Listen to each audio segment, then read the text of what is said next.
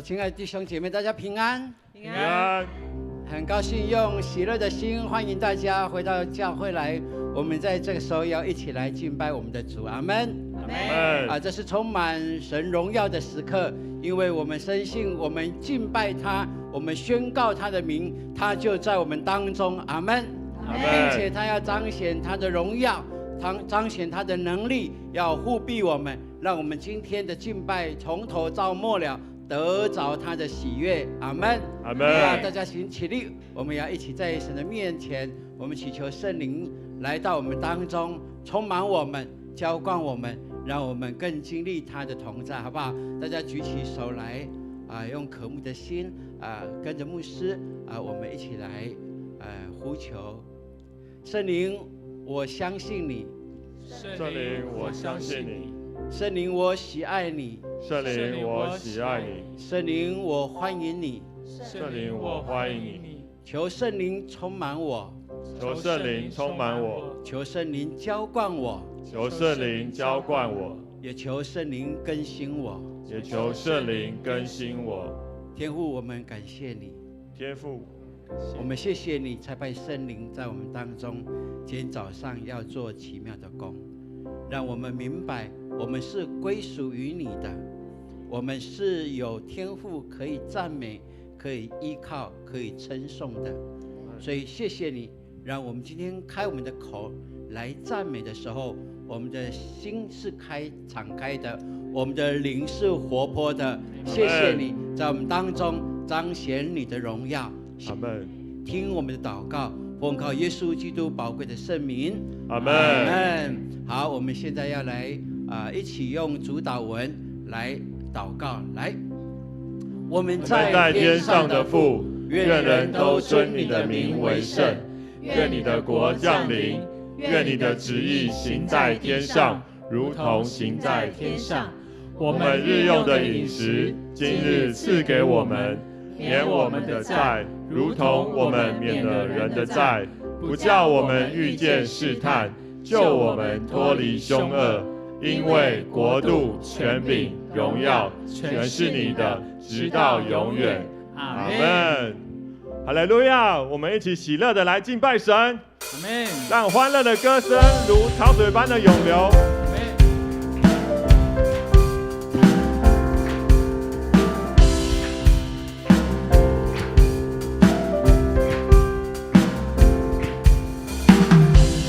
愿赞美充满每个家，愿喜乐充满我心，愿万物都尊崇耶稣。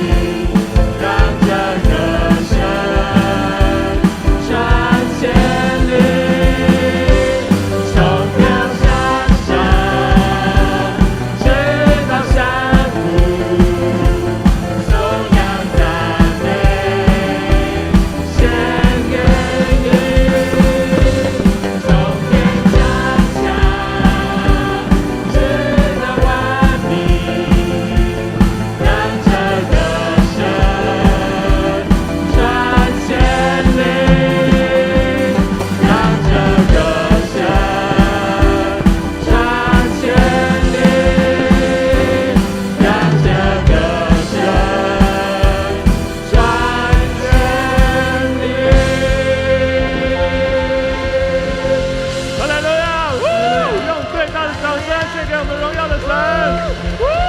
哈利路亚！耶和华是我的力量，是我的盾牌，我专心寻求他，我就能够得到帮助。我们用喜乐的心来敬拜他。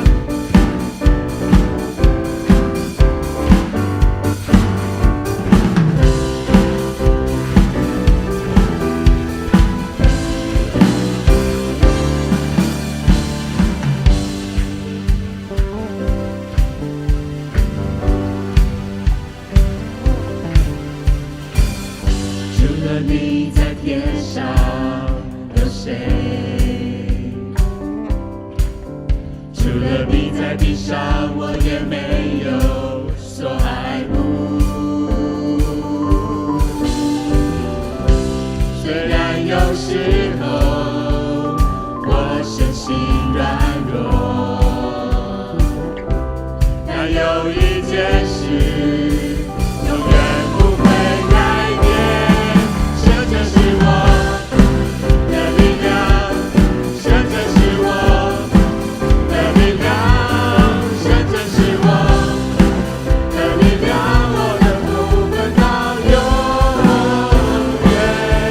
神真是我的力量，神真是我的力量，神真是我的力量，我的福分到永远。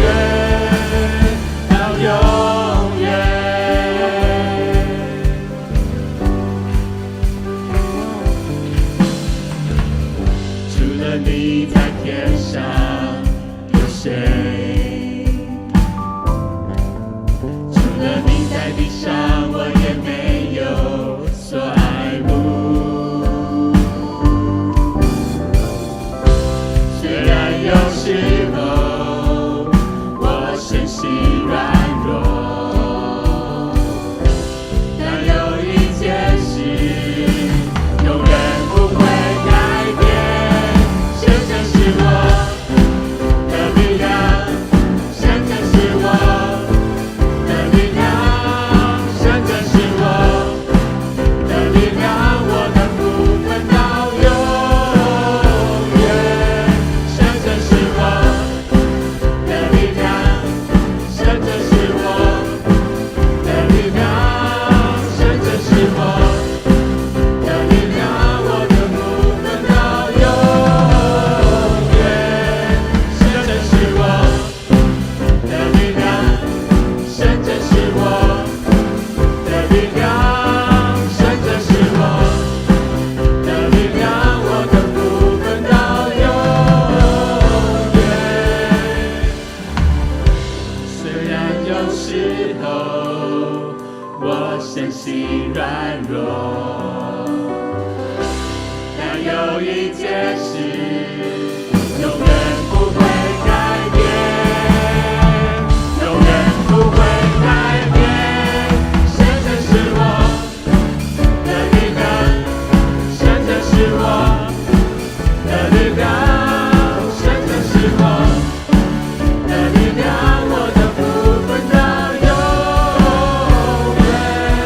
神真是我的力量，神真是我的力量，神真是我的力量，我的福分到永远，到永远，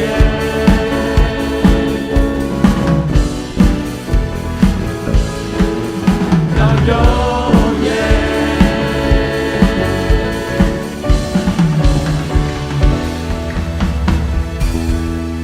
哈利路亚！当我们感到软弱的时候，我们要求神让赐下我们力量，让我们能够勇敢的面对。阿门。这时候，我们同心的来进入神的荣美，一起来敬拜他。阿门。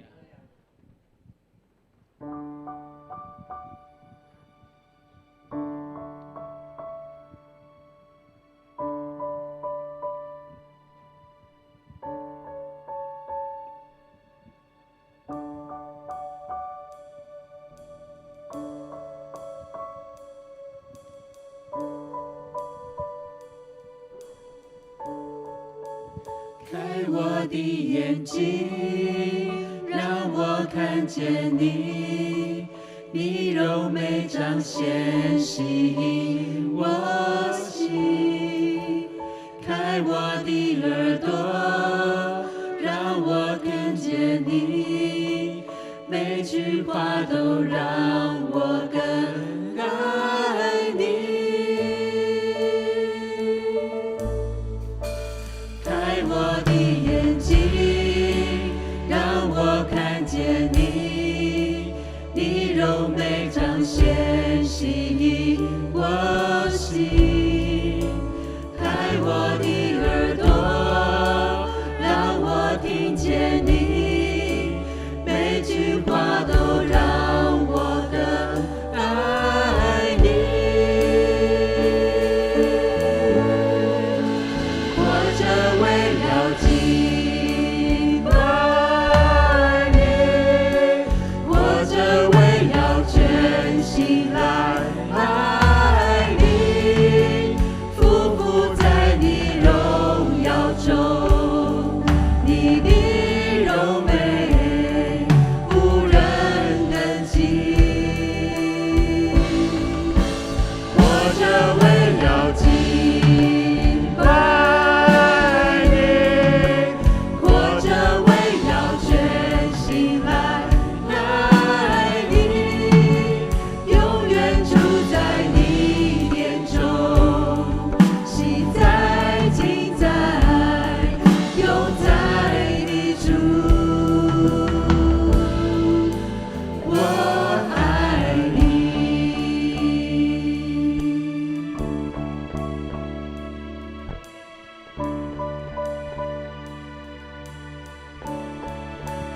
开我的眼睛，让我看见你，你柔美彰显吸引我心。开我的耳朵，让我听见你，每句话都让我更爱你。活着为了敬拜你，活着为了全心来爱你，匍匐在你荣耀中，你的柔美无人能及。活着为了敬拜你，活着为了全心来爱你，永远住在你殿中，喜在今在，永在的主。我爱你，我全心敬拜你，日夜不停地唱哈利路亚，我爱你。我爱你，我全心敬拜你，日夜不停地唱哈利路亚，我爱你，我爱你。我们在敬拜，在这个时刻，你可以想象吗？这就是天上的敬拜。将来我们回到天家，都是在敬拜，没有任何其他的事情。我们回到天家，耶稣带着我们一起敬拜，到时候的主领就是耶稣基督。阿们。阿门。弟兄姐妹，神赐下教会，让我们在教会当中，在地上的教会先预习天上的光景。所以我们在这里敬拜的时候，神的荣耀充满在这里，圣灵运行在这里。是，所以我们知道，当我们敬拜的时候，所有的病痛，所有关系的恶化，你的衰落，任何的事情低谷，都要从我们的赞美敬拜中挪开。阿们吗？阿们。所以我们全力的敬拜，那是必要的，因为神透过我们在地上的敬拜，要穿越超越所有临界的困境。阿们。阿们。也许你在你的读书上、功课上，可能你在你的工作上有一些没有办法突破的，你想要达到你自己努力所期待的目标，然而我们都靠自己的努力。神说，我给你能力，你努力，但是更多的是要靠着神加给我们的能力，凡事都能成。阿们吗？阿们。免得我们落于骄傲。所以透过敬拜，神他亲自临到我们当中，也让我们预先看到天上的光景。如果将来我们回到天家都是这样敬拜神，你喜不喜悦这样的？以后你的生活是这样。阿们。阿们。不再有疾病，不再有病痛，也不再有哭泣。哈利路亚。所以神他喜悦我们敬拜，神他更要我们带上祷告。哈利路亚。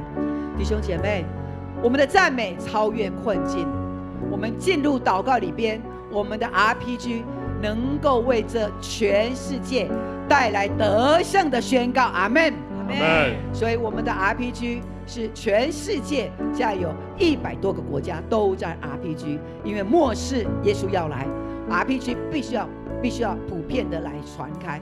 所以现在呢，我们要来为我们在这个礼拜，从明天开始，我们的青少年，我们的同工呢，要到新店行道会参加他们所举办的 Radical 的特会。这是他们为了青少年这个世代特别所举办的，要花费很多的人力，还有体力、时间、金钱，要不要？要。但是他们为了抢救这个世代的年轻人，所以他们举办这样的特会，为了要装备各教会的年轻人同工。因此我们的教会有40多位的青少年同工要参加，明天他们就要前往，有4天的时间。所以我们要来为整个特会 Radical 特会，为我们青少年祷告。他们有舞蹈的服事，现场大概有2-3千人，他们要有舞团的服事，因为他们邀请，还有他们要主领敬拜，对2-3千个人在那里的主领敬拜，需不要神的恩膏？需要，不是靠着自己的才能，乃是靠着万军耶和华，万事才能成。这个时候我们来 RPG， 一个找一个，我们两个人来 RPG， 为 Radical 特会礼拜1到礼拜4，为我们的乐舞团还有我们的主领的服事，求神圣灵要浇灌他们，充满他们，得着那极大属天的智慧能力。哈利路亚，哈利路亚。我们有2分钟的 RPG 时间，会的带不会的，哈利路亚，带着信心宣告，我们要得着这世代的年轻人，在 Radical 的特会上面，神给这些的讲师主办的大会，他们所需要的各样都要充足加在他们当中。神你的灵必要充满在这些每一位服侍的同工的身上，因为你所拣选的，你就必不丢弃；你所拣选的，你就必恩膏他们。圣灵要从天降下。主啊，是的，谢谢你，哈利路亚，哈利路亚，感谢主，哈利路亚，哈利路亚，是的，哈利路亚，是的，哈利路亚。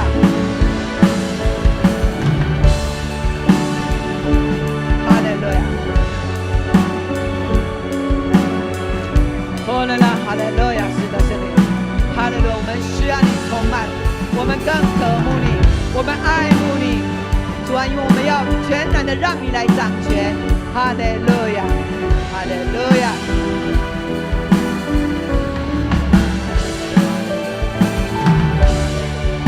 哈利路亚，哈利路亚。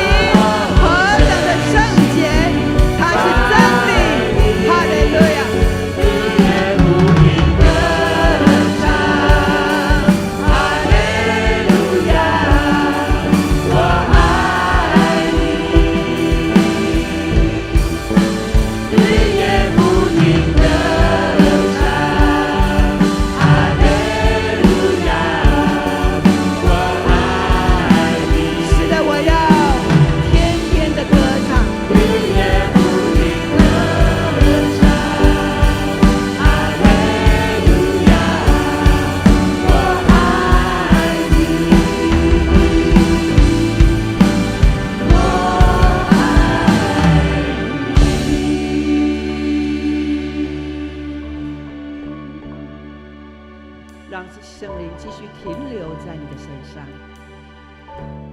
那个感动要继续在你的里面。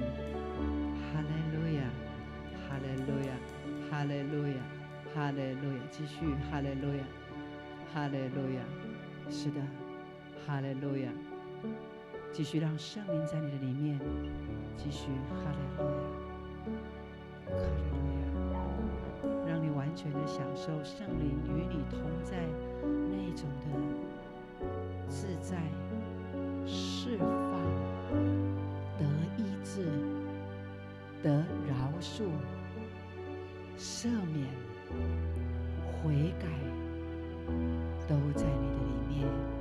哈利路亚，哈利路亚，哈利路亚，哈利路亚，哈利路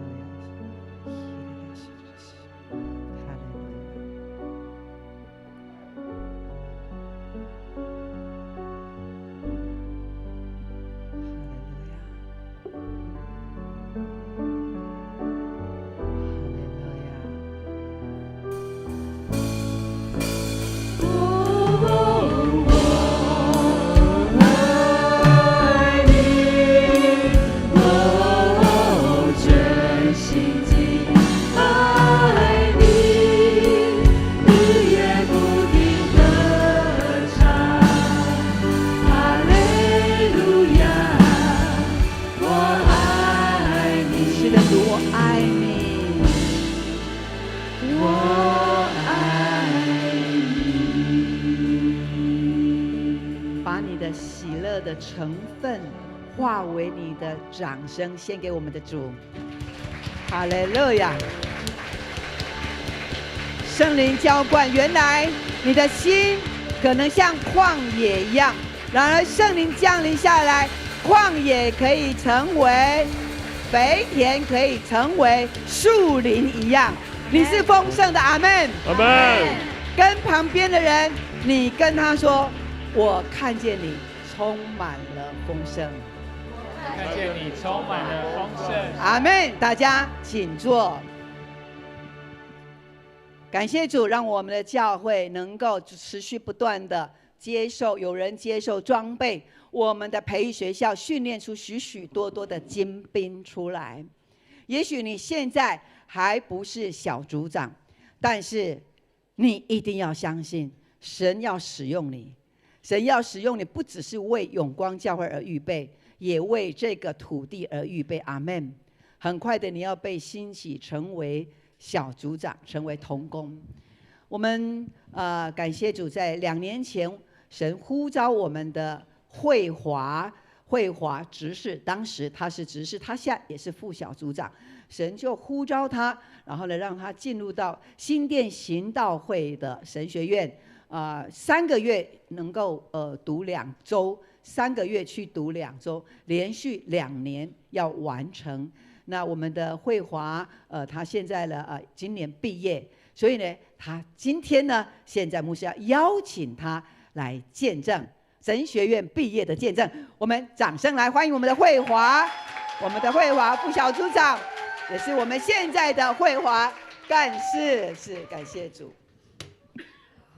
谢谢牧师的介绍。好，亲爱的弟兄姐妹平安。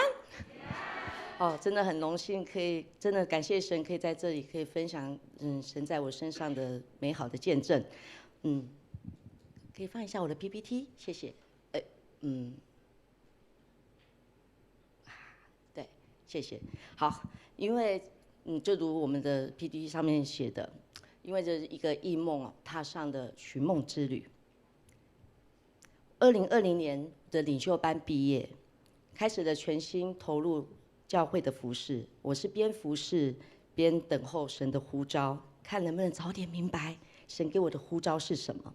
也曾经经历过自己想要胜过神的计划，因为神给我的恩赐是戏剧，所以我在彩虹爱家协会里面，我从幕前演员走到幕后，甚至投入制作戏剧的工作。将时间和生命给了教会以外的事工，直到2021年的大地震摇醒了我。当我看见那个高架桥上路灯摇晃的像那个节拍器一样。你们有看过节拍器吗？你知道我这骑摩托车边骑边哭，我说主啊，不要这么快来，我的家人都还没信主，我认识的人都还没有，啊，真的在那一刻我好羞愧哦。你知道吗？我的脑中只有想到家人，还有我的亲友，不是神的国度，不是说要背起自己的十字架来跟随主的大使命吗？我开始悔改，我的心思意念就从工作回到教会。2022年的空大毕业，神的呼召也临到了。在异梦中，我和永光教会的短宣队在国外的机场，因为地震，大家急忙的找姐妹拿机票要通关。当下我看见的窄门，而我因为看见被人遗弃在椅子上的婴儿，就吸引过去，抱起了婴儿，就开始找谁的孩子，谁的孩子。在过程中，又看见了一个婴儿，所以我是左右各抱一个。空服员看到我这么忙嘛，他就推着娃娃车过来。其中一台娃娃车，奇怪，为什么变成轮椅？当时我的放下这2个婴儿的时候，有一个意念进来，告诉我喂奶。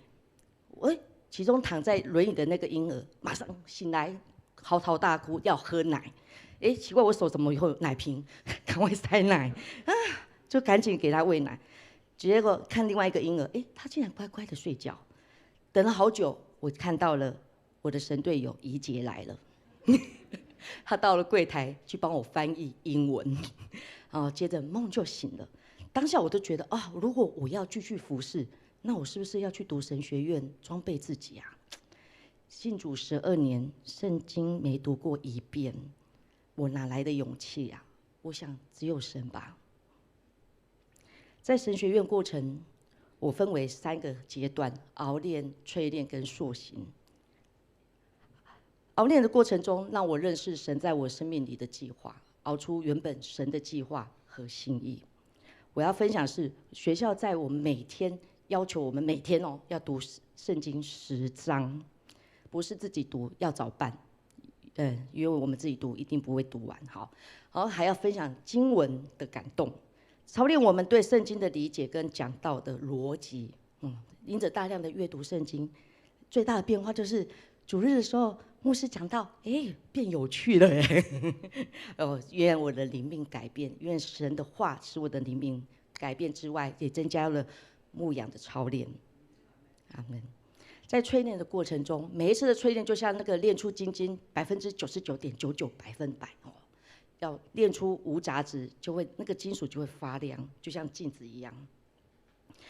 在这个当中，我们是经过祷告学，要长达30分钟祷告到1个小时。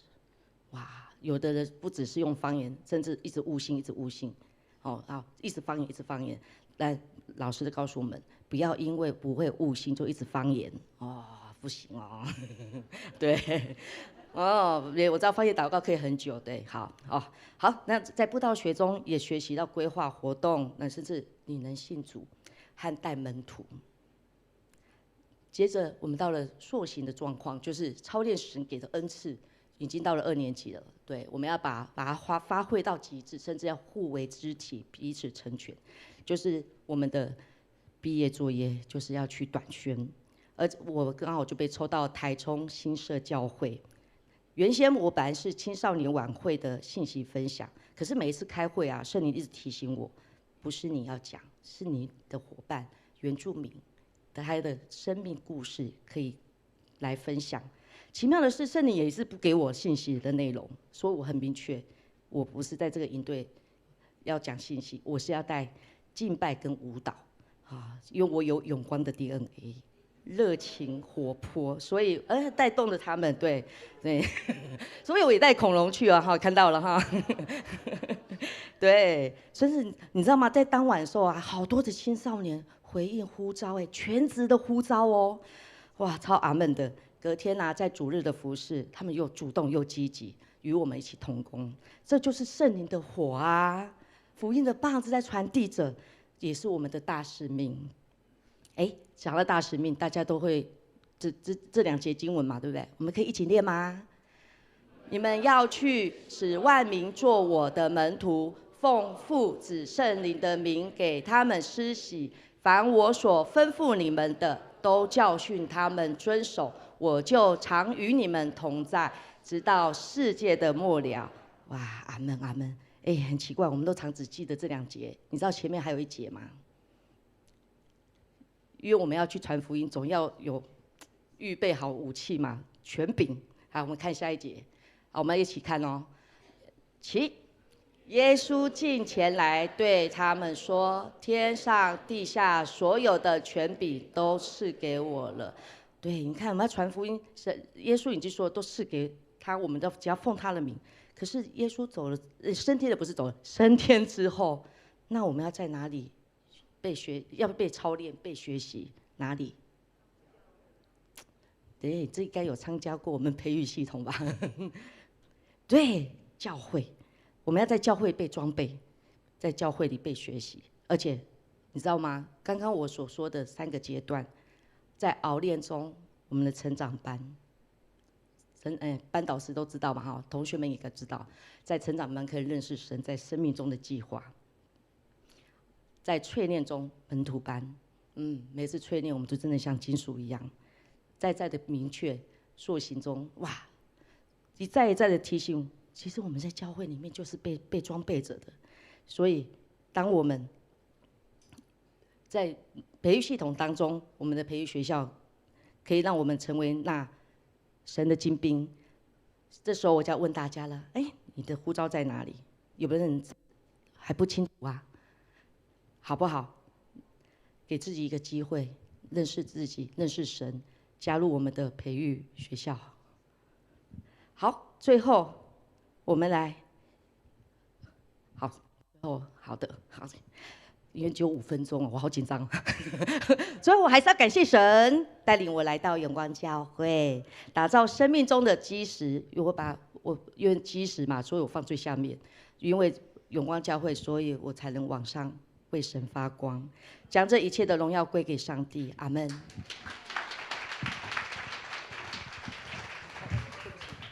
太习惯了。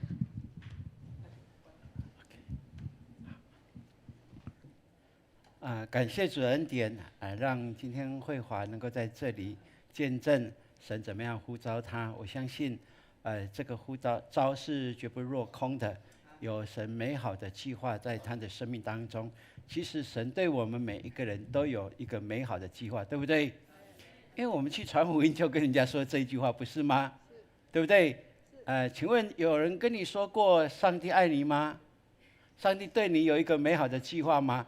你以为这是空话，这是真的，是真实的。所以我们感谢主，让我们教会也很宽广的心来看待每一个愿意服侍的、愿意受装备的，只要教会牧者认定是 OK 的，那一定是神给他最棒的一个祝福。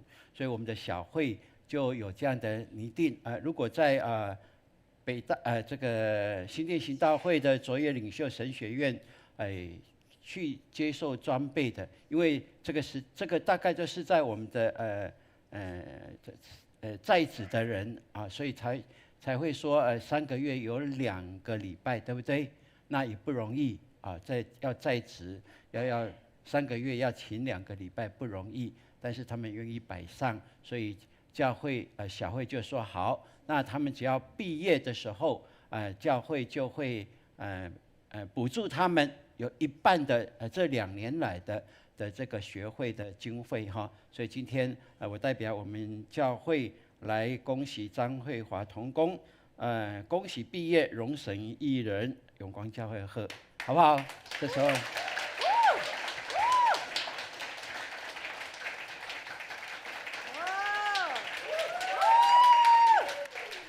，OK。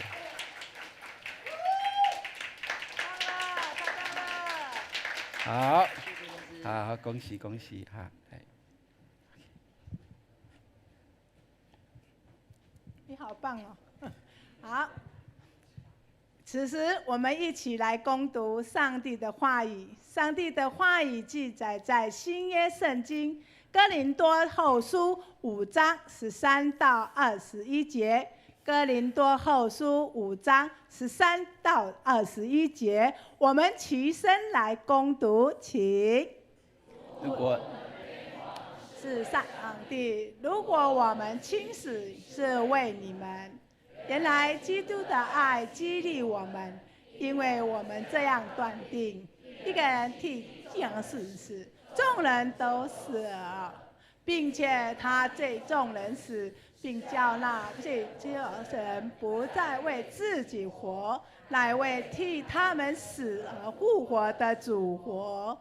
所以从今以后，我们不再按照人的看法认识人，同时我们曾经按照人看法认识基督，如今却不再这样认识他了。所以若有人在基督里，他就是新造的人，旧事已过，都变成新的了。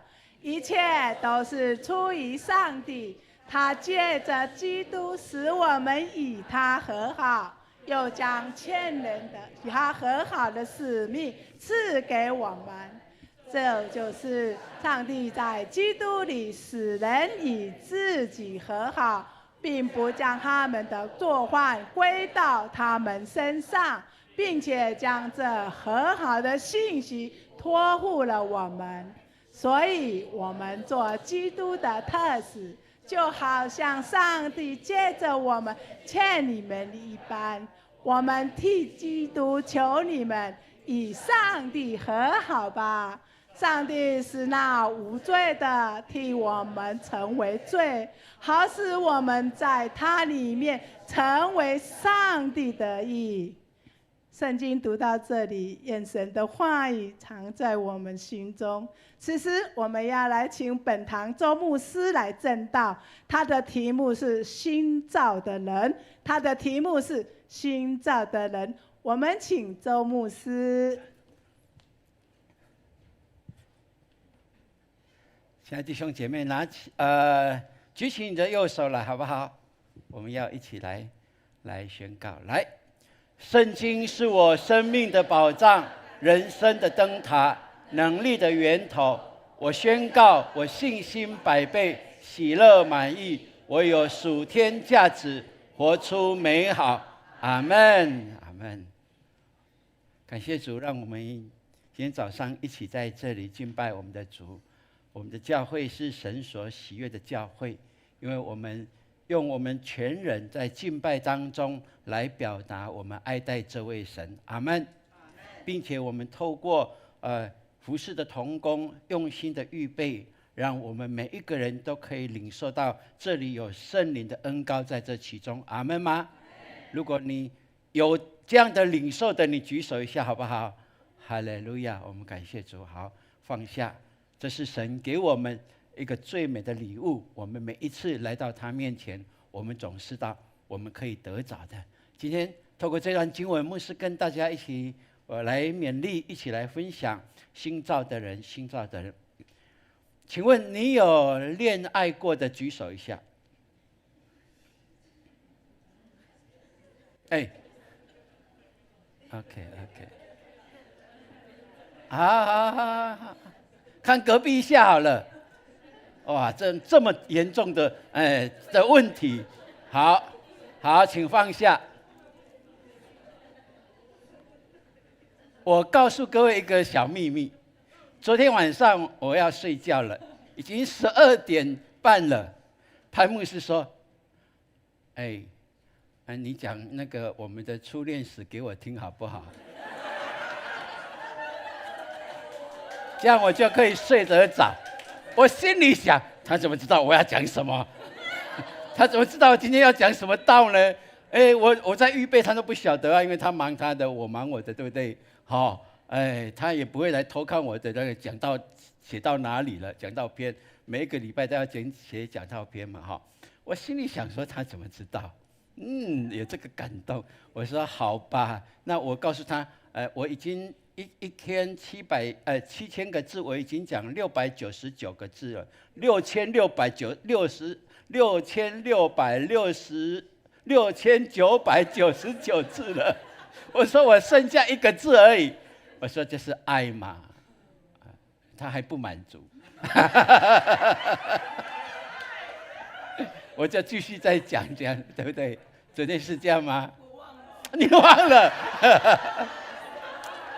我就讲说好嘛，那我就讲初恋给你听嘛，就在那个陈清湖那边，你知道发生什么事吗？他告诉我，他忘了。我就慢慢的讲啊，后来我讲不到3句就睡着了。啊，真的是很特别哈！啊，原来我们要不断的数算我们的初恋哈。对，你知道吗？你初恋的时候，恋爱的时候，你在想到一个人呐，你会吃不下，晚上睡不着，然后呢，眼神会发呆，对不对？人家会说，你也不晓得人家在叫你，对不对？对不对？你看到他的时候，我相信就有怎么样，就有这样的一个情况哦，心脏会怎么样？加速，对不对？哦，脸颊会怎么样？红起来哦，然后舌头会打结，对不对？语无伦次，是不是？然后眼光会跟着对方飘移。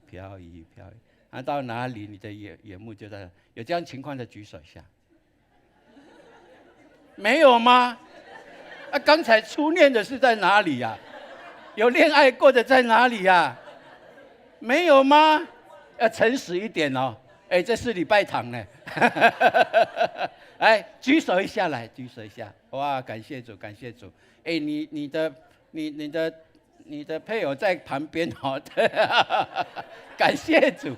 我就是想你为什么没有举手？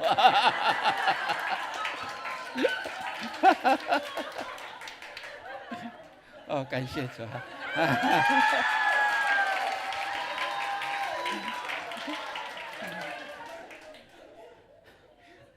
潘牧师没有举手，我就讲不下去了。我告诉各位，如果有这样症状的，不用担心哈。那个你去找西医也没用，找中医也没用，都没用的，因为这是怎么样？这种现象是无药可救的。这个是触电的感觉，对不对？这个是触电的感觉，我们称它为恋爱症候群，很特别哦。这种的感觉啊，这种的感觉，我要说，很多人在，为什么不要把声音用得那么小呢？大声一点可以吗？这种感觉，有的人在结婚以后就把它忘掉了，所以我们常会说，婚姻是爱情的什么？是你们讲的哦，我从来没有讲这句话，我都说是乐园。好，为什么会有这样的很多婚姻会到那里就觉得没有所谓的爱情的？那是因为他们不懂得享受神对婚姻所给予的祝福，这是非常关键。成为基督徒的我们，求神帮助我们。好，在结婚之前，我们有这样触电的感觉，不要忘了，在婚后一定要不断的重塑。我们结婚几年，昨天晚上进来还要叫我再重塑恋爱初恋的那个感觉，第一次约会的那种感觉，其实是常常在数算的，因为这一切就是从那一刻开始，从那一刻就知道这是神所定义的，从那一刻我就不断重述的一句话一件事情，我相信我们永光人常常有听过，我跟潘纯勉的结合，神给我的意向是什么？透过我们两个的婚姻，我们将来的服事是加倍的，是加成的。阿们。这个加成到怎么样的一个倍数呢？就看我们两个怎么样的彼此的相爱，怎么样彼此的委身，就会有那倍数出来。你深信吗？这是神在婚姻里面对一个有信仰的基督徒必带来的一个祝福。当时我不晓得我会读神学院当牧师，我不晓得，我只知道我忠心在教会服侍他，在圣乐团的音乐服侍，我忠心的服侍他，神就用这样的一个恩典祝福放在我的婚姻上。我相信这是可以给大家一个很确定的一个明证。所以愿神帮助我们。如果你现在已经是结婚的人，那你一定要把你的初恋要不断的重述。好，今天晚上回去就问对方说，请你重述初恋的那一天，可以吗？嘉玲，你懂得哈，懂得哈 ，OK， 有记起来哈 ，OK， 豆豆，就是要他讲，不是你讲，好 ，OK， 要不要现在就问？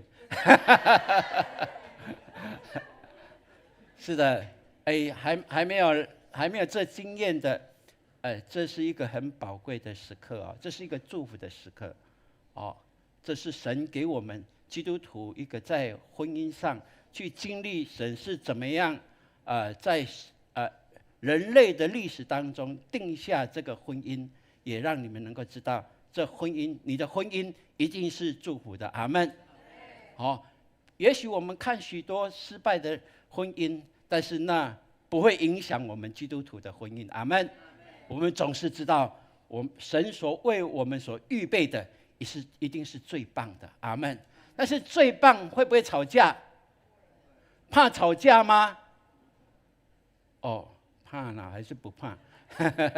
但是要相信，不管怎么样，你都知道神在我们当中，在婚姻当中是以耶稣基督为主，那你就知道怎么样去享受从基督给我们那完全牺牲的爱，你就明白懂得怎么样去爱对方，为对方付出什么，这是理所当然的一件事情。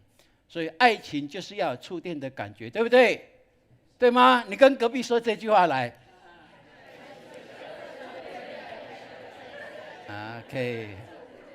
OK， 要记得那个触电的感觉，一定要把它刻骨铭心的把它记起来哈，这是非常棒的。世界上最强的武器是笑容，你认定吗？最大的力量是爱哦。好，所以我们在跟人接触，为什么我们教会不断的推说我们要彼此尊荣，是因为当你有笑容的时候可以彼此的更能够了解，更能够体会，更能够扶持，这是非常棒的一件事情哈。当然，这一切的基础在哪里？爱的源头是从耶稣基督来，是从上帝借着耶稣基督完完全全的来表达出来。所以你说基督徒是一个享受完全爱的一个人，并且也借着享受从基督来那完全牺牲的爱，让我们也懂得怎么样去爱别人，去分享我们的生命当中神给我们的祝福。所以基督信仰所散发出的力量是能够什么？对，哇，这个用词太棒了，对不对？这个用词太棒了哈！我们继续要撼动星球，我们也要震动人心，让人们知道我们是归属耶稣基督的。OK， 好，你要相信我是满有基督的爱，阿们。你有吗？你有吗？阿们。这是必要的一件事情哈。我们从这段经文里面，我们就要一起来思考，在这样的一个被神的爱所激励，所散发出来的那个能力，能够去调整、改变我们哦，让我们成为一个所谓新造的人，新的创造，在你每一天都会一起经历，就是在耶稣基督里面。所以保罗告诉我们，他说：“我们若果癫狂，是因为神；若果谨守，是为你们。”保罗为什么会说这句话？是要让基督徒们知道，说：如果我在基督里这份信仰去领受到上帝无限的爱，上帝的怜悯，他的慈爱，他的信实的时候，我会雀跃的几乎忘了我的存在，忘了还有其他的人。所以也许因为基督的爱太感动我了，我会非常的喜乐，忘了形象那是因为我知道这是神给我的。那如果为了要让大家弟兄姐妹来了解、深深的体会，那这个缘故呢，我就会怎么样？非常的谨慎的来做自己，让别人明白，我是因着基督耶稣，让我能够谨守在他的里面。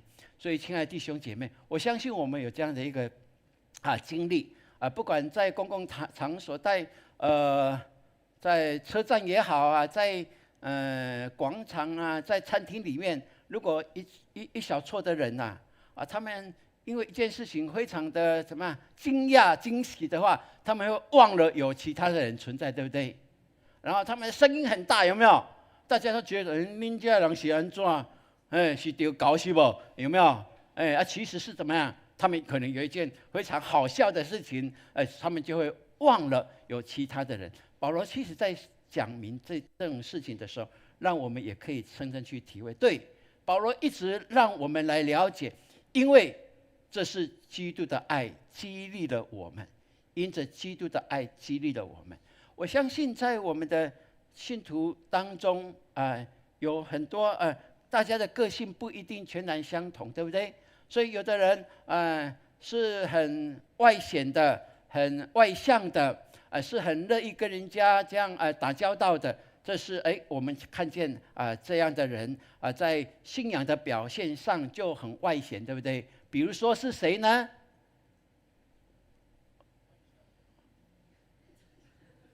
有没有？有没有？对不对？他们就很外显的这样，可以很轻易的来表达他们所领受的，很乐意的来分享出来那我们看，如果这样的你是这样比较外显个性的人，当然你在永光教会，你很容易投入。因为我们永光教会敬拜赞美，不只是用口唱而已，不只是举手而已，对不对？还要怎么样？还要跳舞有没有？还要这样，对不对？有没有？我也会，对不对只是都要弹乐器而已对不对？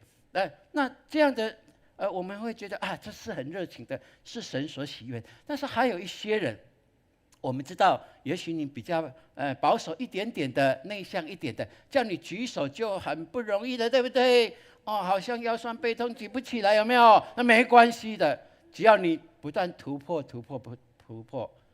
不一定马上叫你跟着跳，没有关系。但重要是什么？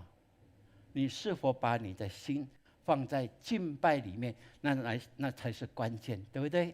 所以也许你来我们永光教会，有一点觉得好活泼，好像跟我的个性不太一样，没关系的。只要你单单的仰望神，只要你能够敬拜他，把荣耀归给他，我相信神就喜悦你的敬拜，因为神是看人心的神，是不是？这是我们所确信的。所以在这里告诉保罗特别告诉我们，原来基督的爱激励我们，那个原来就是一个最根本的一个基础。因着有这样的一个基础，我们在这里聚集敬拜他的时候，我相信我们可以有很自然的表现，就像一个我所写的痴情的男孩，尽情的要表示他的爱慕这个女孩，对不对？也就像好像被误解的，受屈辱的这样委屈的一个小朋友，来到父亲的面前、妈妈的面前，这样痛哭流涕，可以吗？是可以的。我们在我们的父面前，我们是可以很自然的流露，很自然的流露出我们对他的爱，对他的依靠，对他的信实的相信。这是基督徒你我在生活里面，我们很自然的这样的一个流露。当然，我们更乐意大家更能够有活泼，更能够有热情，这一切都能够慢慢的调整我们，让我们跟人的关系就更相近，对不对？那我们跟神的关系越相近的时候，我们的信心就越坚定，而我们就跟人就能够更自由的、自在的这样彼此的扶持、彼此的帮助。这是在信仰里面我们可以体会的。但是我们也有相信，有一些基督徒即便他信主很久的年日了，但是他敬拜不够用心，祷告没有热情，读圣经也没有办法去深入的来了解，聚会有时有来，有时没来，早退啦，或者迟到啦，这一些我们就觉得比较可惜，因为你就是还没有真正去体会到耶稣如何爱你，你还没有办法去体会到，在你最需要的时候，这位上帝是可以如何的陪伴你，教会是可以如何的协助你一起走过这样的死荫幽谷，是你还没有真的经历了。但是如果你有这些的经历的话，就求神继续的感动你，把那一份感动，就像那一份初恋的感动一样，那被电到的感觉一定不断的要重塑，因为这是你信仰一个奠基非常的注意的地方，成为帮助你能够不断信仰往上提升一个非常重要的一个关键。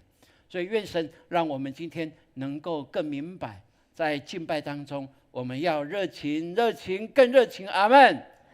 跟隔壁说，我们来说，来，我们要热情，热情再热情。阿们。是的，我们永光人就是这样很自由的来到神面前来敬拜，这是神所喜悦的。我们看保罗他有这样的一个陈述啊，其实他自己的生命经历是这样，他在亚基帕王的面前，亚基帕王的面前来分述，来见证他所传的福音是犹太人所巴望很久历代的他们先祖所期待的弥赛亚，就是耶稣已经来到，他就是基督。他为了见证这件事情的时候啊，菲斯都就大声的说：“保罗啊，你癫狂了！你的学问太大了，反叫你癫狂啊！”很特别哦。菲斯都认为说保罗是癫狂了，因为他认识保罗，他知道保罗是饱学多问的人，但是他这个饱学多问的人竟然能够说这种话，他觉得没有办法了解。所以就指责保罗，而保罗如此说，怎么说呢？说菲斯都大人呐，我不是癫狂，我乃是怎么样说真实明白的话哦。他说我不是癫狂，而是我自己今生的经历，而这个经历是因为我遇见那我迫害的基督，我知道他就是耶稣。因为这是我经历的，而且我被他呼召来成为外邦的使徒。保罗非常清楚他所经历的这份信仰成为他的一个根基，好像真的就是初恋被主电到的那种感觉，他就紧抓住这一个感觉，这个领受，这个呼召，而我们就看见神就借着他来建立教会。他所到之处，教会都被建立起来，并且他时时刻刻惦记的他所传福音过的，他不断的用书信来勉励、安慰、来扶持、来祝福这一些的教会。而如今我们看见，在新约当中，就有2/3以上强，就是保罗的书信，可以让我们来明白神是如何来使用它。所以愿神给我们能够来了解。保罗就说我们一起来读，来，现在我为你们受苦，倒觉欢乐，并且为基督的身体，就是为教会，要在我肉身上补满基督患难的欠缺。阿们。是，他说我现在的受苦啊，是为了基督的身体，就是教会。他明白神给他的使命就是传福音，建立教会。传福音，他成为一个先知；建立教会，他成为一个使徒的职分。他成为教师，他成为牧养的牧师，这是神所喜悦的。那我们看他如此的做，就历代历世的宣教士就跟着保罗如此的来做。所以在宣教的名言里面有一句话说：教会是以宣教士的鲜血堆砌而成的。阿们。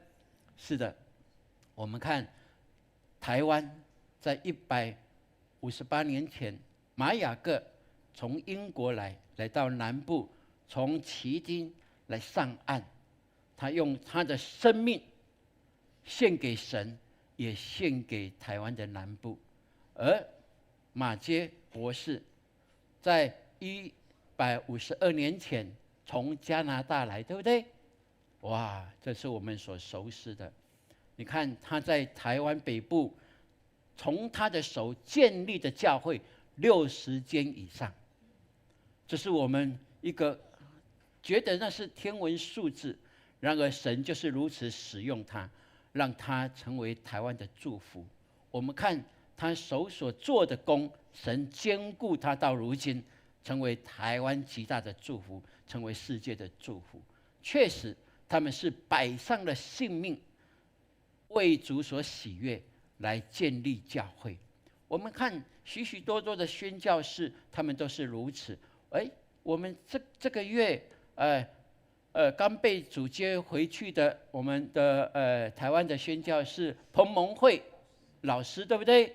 他是宣教士，神也呼召他来到台湾，他所摆上的，成为许许多多人的一个祝福，对不对？很多大企业家都上过他的什么空中英语学校，对不对？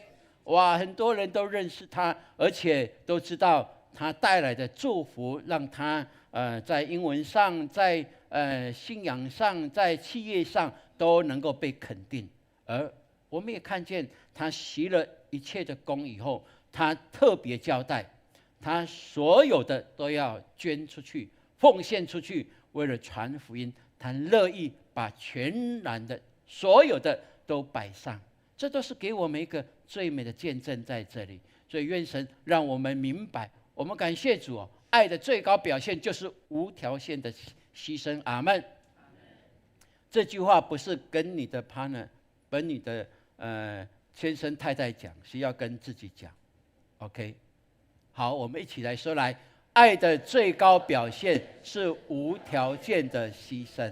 对，这句话是要对自己讲。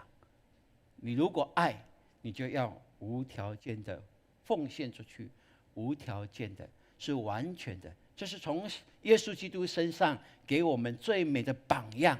那成为基督门徒的，我们都乐意这样来做。所以保罗说，所以从今以后，不凭借着外貌来认人了。他说，过去我曾用外貌来认识基督，但如今不是了。如今不是了，为什么呢？因为他面对认识了耶稣基督以后，他才了解，他现在是用属灵的新眼光跟价值观重新来定义所有的一切。所以，亲爱的弟兄姐妹，成为基督徒的我们是活在社会的现实的层面当中。我们从媒体上给我们很多的认识、了解这个世界的价值观是什么。我们看所有的人都是聚焦在属务实的这个世界里面，所有的人。然而，成为基督徒的我们会把这一个神所创造的一个小部分，把它认定为所有吗？这是不应该的，这是错误的。我们应该重新来看，耶稣岂不是告诉我们吗？我们先求他的国跟他的义，而这一些物质的东西、物质的世界，这一些就要怎么样？加给你们，是要加给你们的。这是我们基督徒对世界观非常重要，耶稣的教导让我们明白。所以，亲爱的弟兄姐妹，愿神给我们了解，我们太多属世界的观念影响着我们，以至于我们就用物质来定义自己的价值，这是错误的。好，在神的创造当中，我们不要被世界的价格所定义着，我们是无价的。我们的价值乃在于我们信这一位上帝，借着耶稣基督死而复活，他真爱我们，他疼惜我们，因此我的生命的价值就在耶稣基督里面被定义了，不是被这世界定义，也不是被你父母定义，不是被朋友定义。甚至可以说，也不是牧师定义你，是基督定义你。阿们。这才是一个非常重要的关键。所以保罗才会说，若有人在基督里，他就是新造的人，旧事已过，都变成新的了。阿们。所以在基督里，在基督里成为基督徒，我们非常重要的一个关键。如果你在基督里，你一切都会更新改变。阿们，阿们。那个警铃是告诉你们，我现在讲的是非常重要的。在基督里，在基督里，那是非常重要的一个关键。意思就是说，如果你在基督里，你的思想应该就在基督里，用基督的眼光来想，你的眼光就会用基督的眼来看待任何的人。你所做的，就像我们的青少年吗？不是，我们的耳目所定义的，说耶稣所说，做耶稣所做。你的心思意念就会跟我们青少年牧区的 slogan 所认定的，耶稣给的我都要，耶稣要的我都给。这就是在基督里面一个非常重要，我们运用在我们的耳目，在青少年里面的。所以这是神给我们永光教会一个最明白，就是信仰跟一切的基础。所以若有人在耶稣基督里，若有人在基督里，那个人是包括你吗？阿们。对，如果包括你，那你就可以宣认，我只要在基督里，我一切都更新了，我一切都更新了，因为旧事就在我在基督里已经改变了。旧事包括什么？牧师所写的从前的生活习性、好恶、形式等等的，也包括什么？过去的惨痛的失败经验、软弱、罪恶、疾病、痛苦、不安、恐惧，这一切都是旧的。当然也有包括这些你以为你最美丽的、最棒的、最能够把握的，这些就是你的成就、你的美名、你的得胜、你的一切，你手上所拥有的这一切，在基督里你都要确定，这一切都应该要过去，因为那是旧事，而新的就在耶稣基督里面重新来定义喽。阿们。这是基督徒你我在生活里面每一天都要去面对的一个问题，但是也是一个祝福，这是关键的时刻。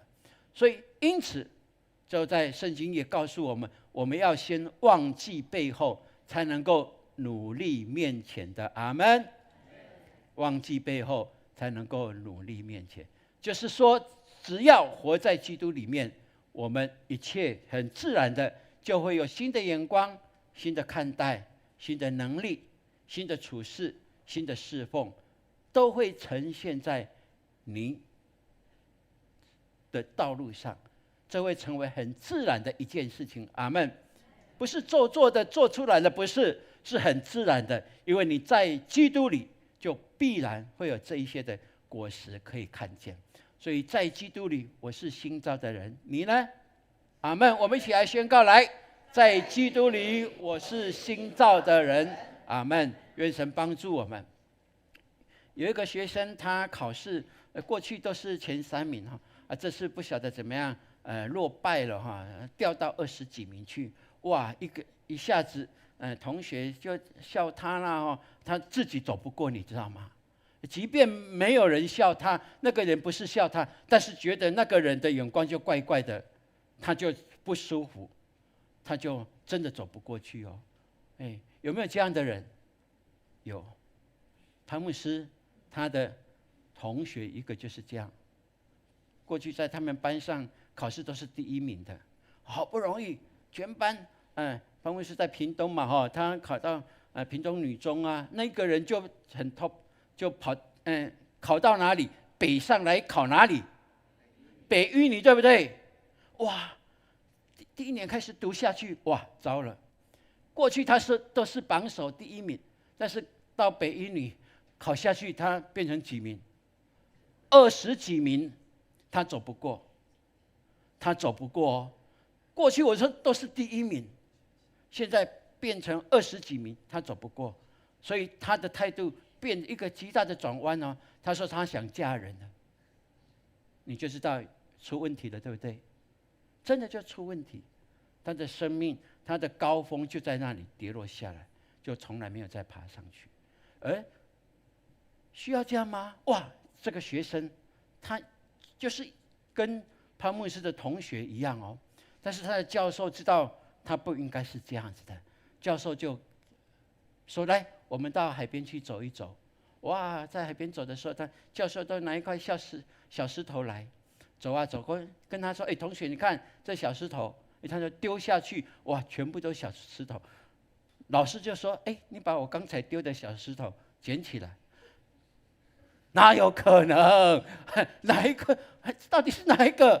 哪一个？他在找的时候，不可能啊！我怎么知道是哪一颗？那么多！哇！教授马上把金戒指拿起来一丢，他说：“哎，我的金戒指，你帮我捡起来。”这就简单了。他拿起来的那一刻，思索了一下，他说：“教授，谢谢你，我知道了。”教授给他的一个课题，不是教他、告诉他很多事情，就这个动作，让这个聪明的孩子体会到说：“我不是小石头，我是金戒指，我是金戒指。”亲爱的弟兄姐妹，在人来看，你的所有当中，如果有一个小污点，人们的眼光都一直盯着小污点，对不对？你就是不好，你看黑点，你看，哎呀，黑呀，乌漆嘛黑，嘿，你一点都不值得被肯定，这是一般人的看法。但是我们的主会是这样吗？主耶稣会是这样吗？哦，你考试你看你就是这么笨，考试考不好。我告诉各位，智慧是从神而来的。好，神看我们，你的所有，基督看你的所有，不会盯在你的污点上，他是看着你的所有，说：“你看，我造你是何其美好，这个污点小事情，我用我的宝血可以把它洗净哦，你确信吗？”阿们。这神的看，神看我们跟人、父母、老师看我们角度是完全不一样的，而神也要我们用他的眼光来看你的父母，来看你的孩子，看你的同事。你用这种眼光看他的话，又多一点笑容，我知道你今天中午一定有卤肉饭吃，因为他会多买一份给你，因为你肯定他。你甚至有牛肉面可以吃，因为他觉得你是他最好的朋友，你最知心、最了解他。亲爱的弟兄姐妹，愿神帮助我们，新造的人一定有新的眼光，先从看自己开始，好不好？先从看自己，用神的眼光来定义你自己，你就会看见神造你的价值在哪里，这是无可取代的，没有人可以改变的。愿神帮助我们，让我们能够明白。你跟隔壁说，你是黄金，不是石头。是的，就是这样。我们感谢主，我们有来一位宣教士，对不对？啊，对不对？对啊，请问他怎么称呼呢？啊 ，Ruth 哦 ，Ruth 啊，路德的英文啊 ，Ruth 哈，他的中文叫做潘秋乐宣教士哈啊，他从哪里来呢？哦，他从澳洲来哈。那我感谢主，这个礼拜牧师约他有要谈一些事情的时候，他竟然没有接我电话。我等了他20分钟以后，他赶快打电话回我说：“牧师，对不起，因为我刚才在街头布道，我在跟人家传福音，所以就 delay 了时间跟你约的时间，因为我还有2张的预备的还没发出去，所以他就赶快的把福音卡发出去哦。我就很好奇说，你去街头传福音是怎么样？他说他用自己手自己折那个爱心，有没有？折7个，然后有小卡片，他就自己写中文繁体字的中文。对他来讲是一个考验，但是他就自己写以后，他就跟主说我要去街头布道。因为他在培仁薛克神学院的时候，他们有跟他的同学有这样的一个经历。后来他说他去教会服侍，教会工作太忙了，他就没有机会这样。但是他来到这里，神感动他要出去。他用一个不是很顺的中文，但是他乐意跟人家传福音所以他告诉我他怎么传。他针对，因为他是女性一个人，所以他就找女性去找他，就说我要把这个爱心送给你哦。你知道耶稣爱你吗？你有读过圣经吗？他说大部分人都给他说，怎么没有读过圣经没关系，我这里有一个卡片哦，我要祝福你哦，好不好？我中文不是很会读，你帮我读好不好？超厉害的，超厉害的，哇，我都佩服他了。人家就跟他读对，然后他就再把这个金句用祝福的话来祝福他，很棒，对不对？我心里的感动不只是路斯宣教士这样做，我心里的感动是，这是神给永光的季节，这是神给永光的再一个印证。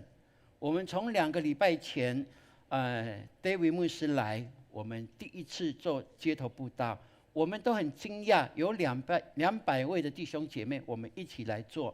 那一天38度呢，今天32度，所以38度可以出去，32度可以吗？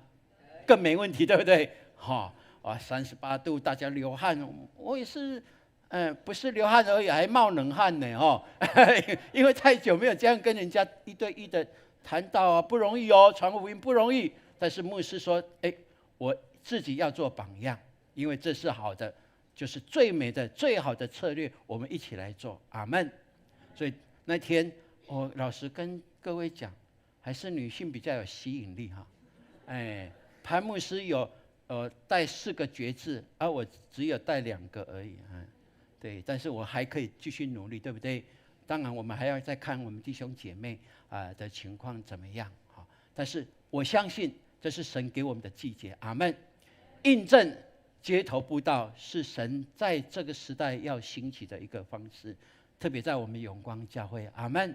因为戴维牧师他们在欧洲，他们做了行师10年了，神就大大祝福他们。他们去到回到台湾去垦丁玩，也是在街头布道不是说今天我放假，对不起这一些人就让你们自生自灭吧。不，神感动他们，他们就贴身过去，照这个方式3分钟可以完成一个福音的引导。这是很棒的一件事情。所以愿神祝福我们永光教会。你跟隔壁说，我是街头布道达人。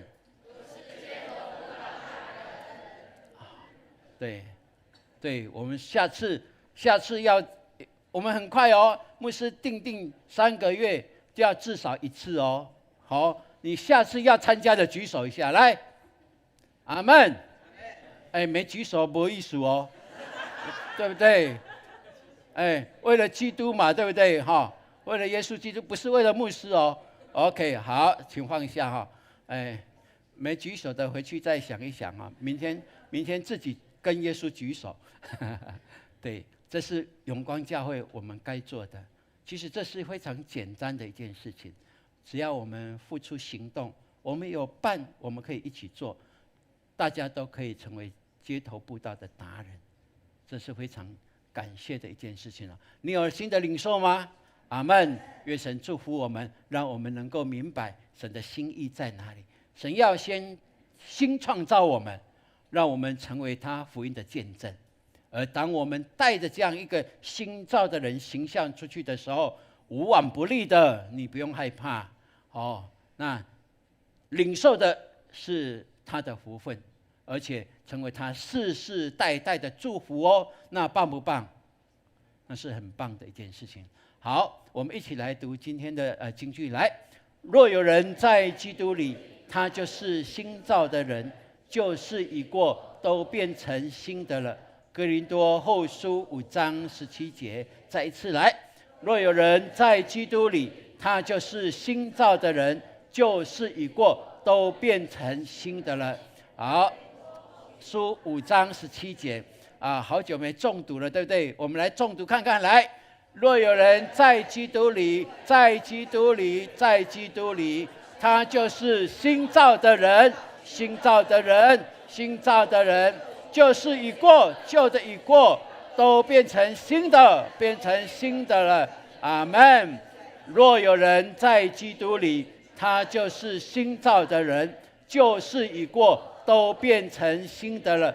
哥林多后书5章17节，我们来宣读。来，我宣告，来预备，来，我宣告，我在基督里，我就是新造的人。我宣告，旧事都过了，都变成新的了。我是新造的人。阿们，阿们，阿们。我们的宣告必然成就在我们身上。阿们。请大家起立，我们一起来唱这首诗歌，回应神的话语。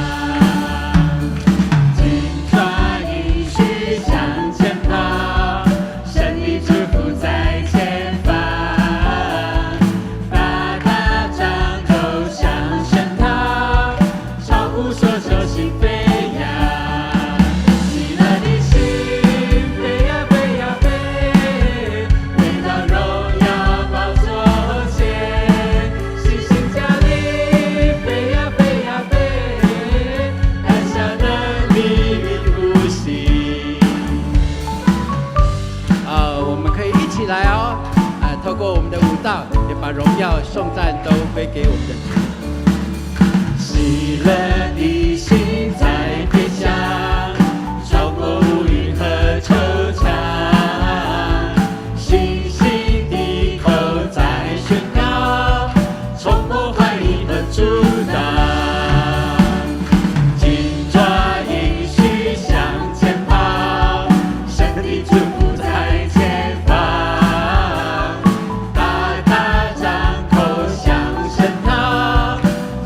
说就心飞扬，喜乐的心飞呀飞呀飞，回到荣耀宝座前，信心降临，飞呀飞呀飞，带下能力与复兴，在基督里就是一国，一切都已更新，在基督所以一切都必成就，在基督里就是一国，一切都已更新，在基督里神所应许，一切都必成就，喜乐的心飞呀飞呀飞，飞到荣耀宝座。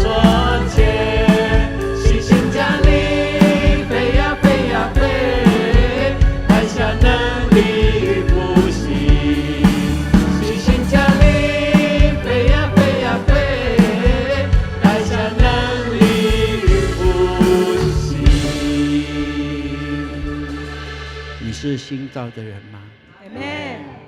如果你觉得你的生命当中还有一点点的污点，是人们所看见的，是人们控诉的对象，你有信心可以靠耶稣基督的宝血可以洗净吗？如果你愿意，就开口跟他求，主的宝血早为你预备了。如果你在家里面有一点点的污点，也许是关系，也许是经济，也许是思想上，甚至是信仰上的不同，你也可以靠耶稣基督的宝血，在今天跟他求，他必成全我们。阿们，好不好？我们说主啊，主啊，3声以后，我们为自己能够成为新造的人，为家可以成为新造的家，我们开口来祷告，预备来。主啊，主啊，主啊，哈利路亚！主，我们谢谢你，谢谢你，让我们今天早上能够从你的话语看见，主啊，你预备的是何等的丰富的救恩。谢谢你，在耶稣基督里，我们必然成为新造的人。你要改去我们的恶习，让我们有重新来成为合乎神你所喜悦的。主啊，谢谢你，让我们成为圣洁，合乎你所喜悦，来预备行各样的善事。主，我们也祈求你把这样的心意放在我们弟兄姐妹每一个人的身上。主，让我们的生命有一点污点的，我们奉耶稣基督的名，也要除去，用你的宝血来做洁净。感谢你，感谢你，哈利路亚！父神，我们谢谢你。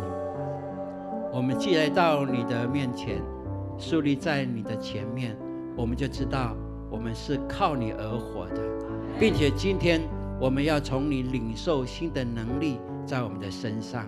主啊，我们要把我们的担子交托给你，把我们人们看见的那软弱交托给你，把我们身上的病痛也交托在你的手中。你是医治的神，你是赋予我们新生命的主。感谢你，我们今天要宣告新造的人，我们是新造的人，我们是新造的人。谢谢你把这恩典赐给我们，谢谢你让我们除去恶者的那一些对我们的欺哄，我们是归属耶稣基督的，不是属撒旦果的。谢谢你祝福我们，让我们经历你的同在，见证你的同在。感谢奉主耶稣基督宝贵的圣名求，阿们。弟兄姐妹，跟隔壁说，你真是神的宝贝。你真是神的宝贝。好，请坐。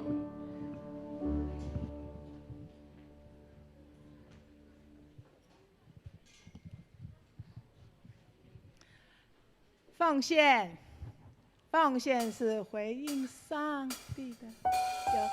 稍等一下，不好意思，我真的是吐车了，不要紧，咱请咱来的。弟兄姐妹平安。今天的奉献经文记载在箴言3章9节，你要以财物和一切出熟的土产尊荣耶和华。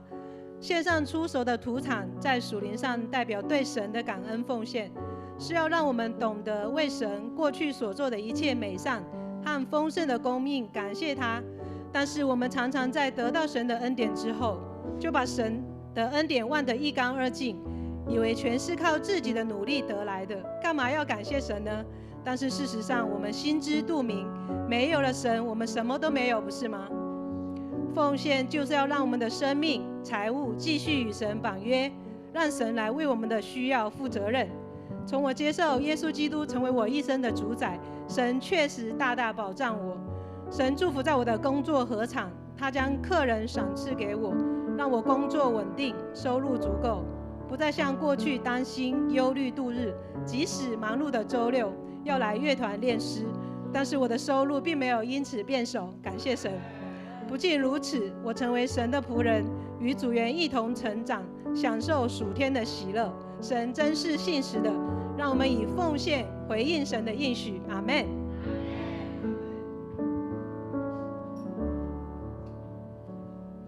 谢谢。奉献，此时我们一起来奉献。奉献是回应上帝的爱，也是信心的行动。让我们用感恩的心、敬虔的态度来奉献。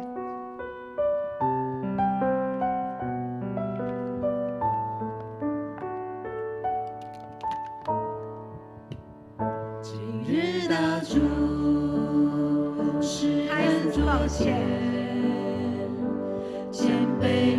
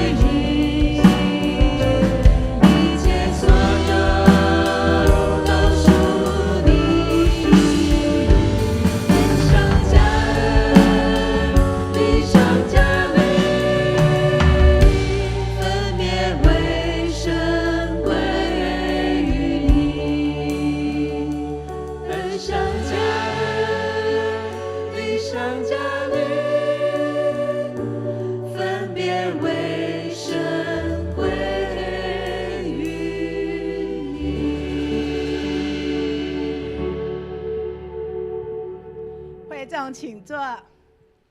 此时我们请牧师来事工分享。感谢。我们今天的实现团队衣服很搭哈，呀，真是在服饰上面真是非常的美丽哈。感谢主，让我们有这样的一个整个的服饰团队。好，接下来我们来关心教会的事工。好。我们的信仰奖励金呢已经审核过了。那我们在颁发之前，我们8月25号之前，你要先看你的名单。若你的名单你本来可能有申请哪一个奖项，可是没有你的名字，你必须要在8月25号之前来提出复查。如果超过25号，对不起，我们逾期不受理哈。好，所以呢，你自己有没有得奖名单呢？你自己来注意一下哈，自己的事情要自己来留意哦哈。我们的青少年跟儿童。那么9月1号呢，礼拜天，我们第2堂呢会颁发这个奖励金，哇，最高听说领到4800。那我们所有领奖的不要找人带领，自己来到这边，因为这是你自己取得的。那所以呢，我们也尊荣你，那你自己要来到这里来教会呢，我们来出席来领取。好，接着。另外呢，我们的培育学校呢将在9月就开始。那我们有同工的服事，有执行官，还有我们的小组长同工的服事，以及我们现在担任预言的服事者。这是神在永光教会给我们有一个先知的土壤环境，所以呢，对人的预言是从神的意象来，是一个非常美好的祝福。我们在今天吗？今天要祷告，今天是说明会吗？好 ，OK， 是今天哈。好，那另外呢，下午就是 Radical 特会的一个祷告大会、誓师大会，所以呢，我们的青少年呢，舞团的同工主领的同工呢，所有的服事同工都要到美和堂，在那里下午就有一个祷告会，明天下午他们就开始，所以呢，我们一定要为他们来祷告。也感谢主，让我们的孩子们在舞蹈上面被训练之后呢，现在呢能够更多的服事在他们里面。所以呢，我们要用一个谦卑的心，一个喜乐的灵来服事众人，服事神。阿们吗？青少年，阿们。感谢主。好，接着，好，那我们的松年呢，乐龄营呢，我们在明天有一个发表会哦哈。他们用杯子舞哦哈，很厉害的杯子舞啊，年纪这么长，然后呢那个手怎么协调哈，所以我们明天呢可以来跟他们鼓舞一下哈，他们杯子舞成果发表好。那其他呢，我们的年长者呢，如果还没有参加在我们乐龄营的松年牧区的，欢迎我们礼拜一早上的9点半来参加我们的松年牧区乐龄营。好，接着。我们的干事呢，进入到神学院研读装备。我们刚刚有听到慧华干事他的神学院的分享。那其实他进神学院之前一直到后面，他都没有想过说是会在教会当干事，我们都完全都不知道。他纯粹他去读神学是想要出去国外当宣教师，好。那神就先使用他在教会里边有一个干事的学习。好，那我们也很恭喜我们的名家，他也考取了，所以呢，他也要接棒，然后呢进入到卓越领袖神学院，然后要去那边研读，所以他们的情况呢都是在职的，3个月。好，3个月只要去读2周，每一天都去2周哈，所以呢，他们请假就请这2周总共有2年的时间。那接下来是我们的名家，他要去那边神学院来就读哈，是上帝也继续来带领我们的名家。好，接着，好，我们的央亲呢有一个密室逃脱的这个很棒的户外的活动。那欢迎我们的央亲，如果你超过这个央亲的年龄，20岁到40岁都可以参加，哈，这个很具有挑战性，而且也非常的刺激好玩哈。好，那我们可以来跟我们的央亲的我们的诗词小组长来跟他报名。好，接着。好，这是我们这一年的下半年度我们的圣诞手作我们的名称是什么？大家来念一次。你有没有觉得你现在很幸福？是牧师的家里面呢，现在种一棵是我们的讲师他试种给牧师看，现在养在我家里面，长得很不错，也很好照顾。哇，看了你就觉得绿意盎然非常的棒哈所以呢我们现在现在是报名中，是优惠价剩下最后1个礼拜，优惠价多少钱？然后呢，如果呢你觉得我慢一点报名，然后呢8月31号以后就恢复原价，就是勇士价500元哈。那我们现在呢我们要赶快剩下最后的这个礼拜天，我们要这个礼拜周间，然后我们的组长们铁三角醒过来哦，要赶快邀请我们的 best 的，在我们参加我们的出游，上半年我们参加出游，对不对？那下半年我们要顺势要邀请他们，还有我们去街头布道的这一些人，也邀请他们来参加。他们都是神给我们的庄稼，所以呢，我们用一些时间，然后用一些爱，我们邀请他们就会来参加。所以呢，我们预计要有500名那我们现在报名超过一半。所以呢，我们这个礼拜呢还有1个礼拜的时间。那我们8月31号报名完之后，我们就要把总人数给台南嘉义的这个厂商，让他赶快为我们先种那个小婴孩，种植那个小那个秧苗，不是秧苗，那个叫什么苗？幼苗，好，幼苗哈，它要慢慢的长出来，是需要时间的哈。好，所以呢让我们能够快速的来完成我们的报名作业。好，跟旁边人你跟他说，一定要参加，直觉幸福。好，这是一个传福音的好机会哦哈。好，再来好，回去好了，来回上一页。我们的铁三角桌长的体验营是在11月7号，那我们这个11月7号只限铁三角，而且这些的铁三角一定是要在现场，就是12月我们开始我们的幸福手作的时候，你必须要是桌长，你不能做，你要做协助者。所以呢，我们其他的你不能够在11月17号想我就先做完，然后我12月就不可以。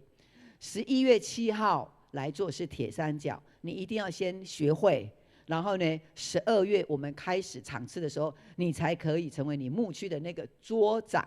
桌长就是要告诉他们，教人家怎么样做。所以呢，这是铁三角的任务，11月17号也要赶快来报名。好，再来。我们的一个老姐妹可能大家比较不认识，那大概离开我们永光教，因为搬家的关系，所以呢这位张美丽姐妹，蒙主恩遭安息主怀比较老的弟兄姐妹大概都认识她。那在8月22号上午的11点在二滨所以呢我们也为这个遗嘱来代祷。这个美丽姐妹呢，之前她是我们教会的插花，所以呢她之后呢神就兴起了豆豆是，所以这美丽姐呢过去在我们的教会插花的部分都是她在负责，是，所以也是一个非常有神恩赐创意的一个姐妹那是也是幼文的姑姑好，所以神也祝福在她的后代的身上。好，那我们如果这个时间可以，我们可以来自由的来参加然后按照这个时间。好，那我们呢也要为我们的信志长老，现在好像在医院那持续的在做化疗，然后神也继续的看顾保守信志长老应该在看直播。上帝的灵医治你，大大的医治，而且喜乐的灵充满在你的身上哦，信志长老，大家大声说阿们，阿们。诗词大概也在看直播，诗词在这个礼拜呢，他呢因为下雨走路走太快，结果呢就滑倒呢，用手一去撑呢，结果呢这个手腕的部分就骨折了哈，骨折，所以呢，现在请假在家里休息一下，然后已经开刀完，所以诗词神也让你的骨折怕等秋骨等的用，上帝也让你快快的恢复，然后继续的在你的生命里边使用你，神必要增添你的福分，都在我们的身上。还有其他的苏丽清姐妹，还有方进孝弟兄，这些在病痛上，牧师说的，我们就是已过，都成为新造的人，所以在你们的健康上、细胞上、肉体上都要成为新造的人。阿们，哈利路亚，感谢主。好，我们来介绍一下。好，我们来介绍我们的新朋友，是我们的武祥所带来的新朋友哈，好，雅青有没有在这里？雅青，我们武祥哥是雅青哈。好哦，之前是金旗，在金旗是上帝大大祝福你，是金旗教会分赐许多，我们教会也领受许多，所以你今天来到这里，上帝特别将他格外的恩赐、恩膏都加在你的身上，阿们。恭喜我们的雅青，好，上帝祝福他。好，所以你武祥是你的三姐，哇，武祥你就有福气呢，上帝祝福你的家族哦，哈，阿们，阿们。好，再来我们来介绍这一位，好，这一位是金华所带来的可珍，可珍在哪里呀？哇，我们非常的欢迎可珍，哇，他是一位中医师哈。那真是神在他的身上有一个极美好的计划。有在小组里面吗？还没有哈，是呀，也非常的欢迎可珍经常回到我们永光。那不论你到哪里，神都与你的脚步同在，赐给你平安，赐给你健康，还赐给你丰盛。阿们，阿们。好，我们再一次热烈掌声欢迎这两位。好，那这两位雅青跟可珍呢，我们的迎宾团队呢，他们要来送给我们礼物呢，我们来跟着我们迎宾同工哈。好，感谢主。好，那好，弟兄姐妹呢，这个时候我们一同起立，我们要彼此来祝福。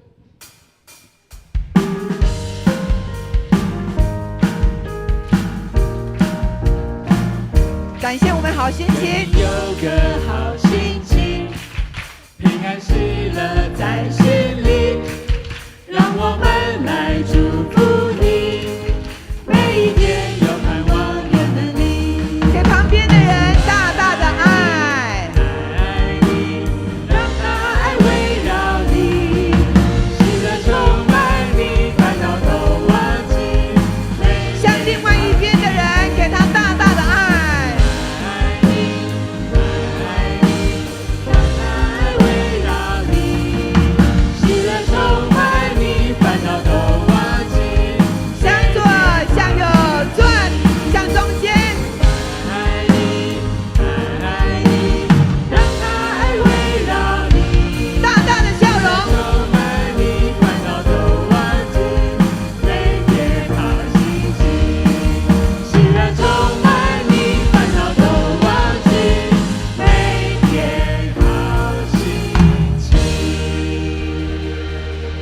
再一次的提醒，我们的小组在我们的小组时间，我们都要来参加小组，主日要回来参加礼拜，还有直觉幸福这个礼拜一定要赶快把它完成报名。阿们吗？阿们。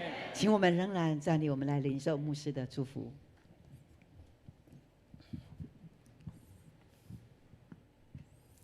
愿基督耶稣他完全的救恩临到你们身上，让你们在思想、话语、行为上都成为新造的人，更成为家、跟公司、跟你所有的团队、团体的一个祝福。